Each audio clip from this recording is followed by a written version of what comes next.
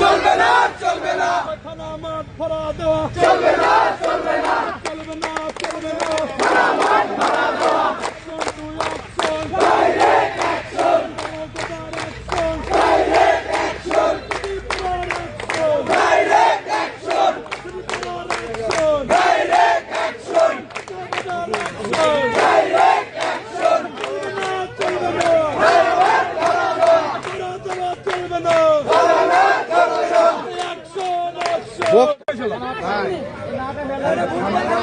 গেটে গেটে ভালো হবেন না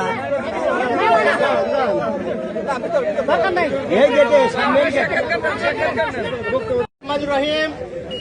সম্মানিত এলাকাবাসী, আপনারা জানেন আমাদের ঐতিহ্যবাহী সলঙ্গা মাঠ আমাদের খেলার মাঠ। সেই মাঠ অবৈধভাবে লিজ দিয়ে আমাদেরকে ছেলেপেলেকে সেখানে খেলতে দিবে না, আমাদের অবস্থান করতে দিবে না। আমরা সেই মর্মে দুই গ্রামবাসী এলাকাবাসী আমরা চাই এই মাঠ অবৈধ লিজ দেওয়া যাবে না এবং অবৈধ ওসির আমরা অপসারণ চাই। আমাদেরকে তিনি হুঁশিয়ারি দিয়েছেন আমরা যেন মাঠে প্রবেশ না করি, 10 মিনিটের জন্য আমাকে ছেড়ে দিতে হবে। আপনারা সবাই সত্য থাকবেন, খেলার মাঠ আমাদের ছেলেমেয়ে খেলবে, আমরা সেখানে সবাই সত্য থাকবো ইনশাল্লাহ। আমরা এই দাবি দেখে আমরা আইনের প্রতি শ্রদ্ধা জানিয়ে আইনের আশ্রয় নেব। ওসিকে ট্রান্সফারের জন্য আমরা দাবি জানাচ্ছি।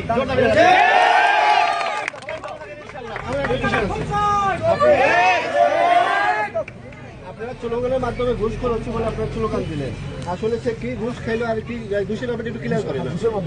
আমাদের মাঠ খেলার মাঠ অবশ্যই কোনো টাকার মাধ্যমে অন্যকে দেওয়া হয়েছে। এই জন্য আমরা বলতে পারি যে মাঠ খেলার মাঠ এবং আমার দেওয়া হয়েছে। ইংলিশে কথা বলে এই জন্য আমরা এটা বলেছি। মাঠ খালি করতে হবে।